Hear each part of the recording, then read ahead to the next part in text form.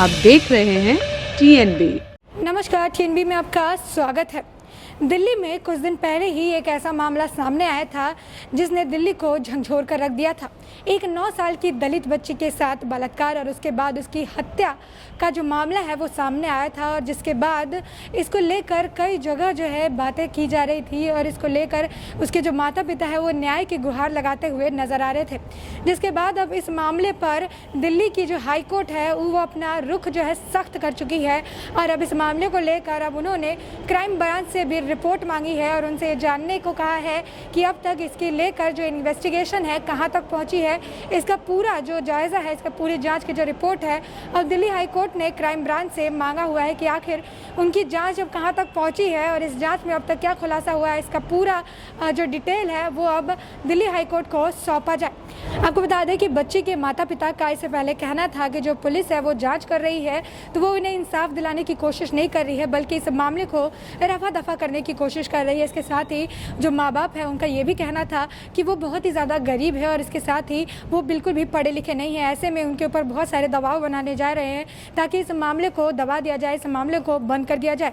ऐसे में उन्होंने दिल्ली हाई कोर्ट से गुहार लगाई थी कि उनकी इस मामले की जाँच के लिए एक स्पेशल टीम का गठन किया जाए, SIT का गठन किया जाए। जिसके बाद कोर्ट ने माँ बाप की गुहार सुनते हुए ये जो पूरा मामला है वो क्राइम ब्रांच के हाथों सौंप दिया और उनसे कहा कि इस मामले की जांच वो अच्छे तरीके से करे। जिसके बाद अब हाई कोर्ट भी इस पर सख्त रूप अपनाते हुए अब क्राइम ब्रांच से भी सवाल करती हुई नजर आ रही है कि आखिर उनकी इन्वेस्टिगेशन कहां तक पहुंची है।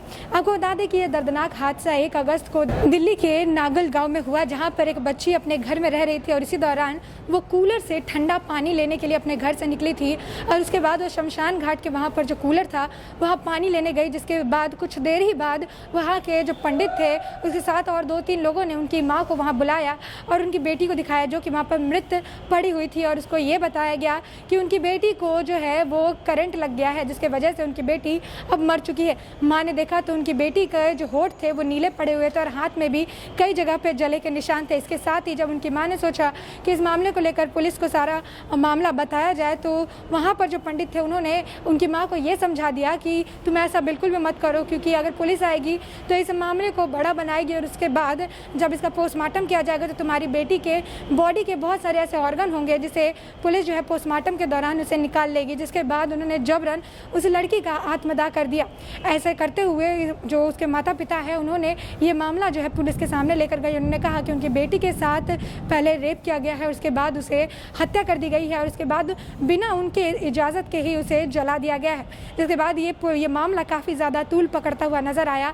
इस मामले को लेकर अरविंद केजरीवाल भी दलित परिवार के जो परिवार वाले हैं उनसे मिलने गए थे। जिसके बाद राहुल गांधी भी उस परिवार वाले से मिलने गए थे और इसके बाद अभी वो परिवार जो है सिर्फ इंसाफ के गुहार लगाता हुआ नजर आ रहा है और दर दर भटकता हुआ नजर आ रहा है। ऐसे में इसमें 4 लोगों की गिरफ्तारी की गई थी, जिसमें शमशान घाट के पंडित सहित 3 और लोगों को गिरफ्तार किया गया था। इसके बाद इसमें जाँच के निर्देश जारी कर दिए गए थे, लेकिन इसके बाद भी जाँच में ढिलाई देखने के लिए मिल रही थी। जिसके बाद माता पिता काफ़ी ज़्यादा परेशान नजर आए और उन्हें लगा कि अब उन्हें इंसाफ शायद नहीं मिल पाएगा। जिसके बाद उन्होंने दिल्ली हाई कोर्ट का दरवाज़ा खटखटाया और उन्होंने अभी की जांच में ढिलाई की बात कहते हुए आगे एक सही टीम का गठन करने की बात कही और कहा कि उन्हें इंसाफ चाहिए और एक ऐसी टीम का गठन किया जाए जो कि उन्हें इंसाफ दिला पाए। जिसके बाद ये पूरे मामले को दिल्ली हाई कोर्ट ने क्राइम ब्रांच को सौंप दिया और इसके बाद क्राइम ब्रांच भी इसमें ज़्यादा कुछ अपडेट देती हुई नहीं नजर आई। जिसके बाद अब क्राइम ब्रांच से भी सवाल करती हुई हाई कोर्ट नजर आ रही है कि आखिर इनकी इन्वेस्टिगेशन कहाँ तक पहुँची है और इस मामले में अभी क्या कुछ खुलासा हो पाया है। और ऐसे में अब जब क्राइम ब्रांच जो है अपनी रिपोर्ट हाई कोर्ट को सौंपेगी तो उस दौरान ही पता चल पाएगा कि उनकी जांच में इस मामले में क्या कुछ और खुलासा हो पाया है। और इसके साथ ही इस मामले में जिन लोगों को गिरफ्तार किया गया है तो वो लोग इस मामले में अपराधी भी है या फिर कथित तौर पर उन्हें अपराधी बताया जा रहा है, क्योंकि ये मामला दिन पर दिन काफ़ी ज़्यादा पेचीदा होता हुआ नजर आ रहा है। तो ऐसे में अब सबकी निगाहें जो है अब क्राइम ब्रांच की रिपोर्ट पर टिकी हुई है कि आखिर क्राइम ब्रांच ने इस मामले में किस तरह की जाँच की है और कहाँ तक उनकी जाँच पहुँची है। ये सब जो है वक्त के साथ ही पता चल पाएगा। तब तक के लिए देश और दुनिया से जुड़ी अपडेट्स के लिए TNB के साथ बने रहें। हमारे नए अपडेट्स पाने के लिए चैनल को सब्सक्राइब करें और बेल आइकॉन पर क्लिक करें। साथ ही आप हमारे वीडियो को लाइक एंड शेयर करना ना भूलें।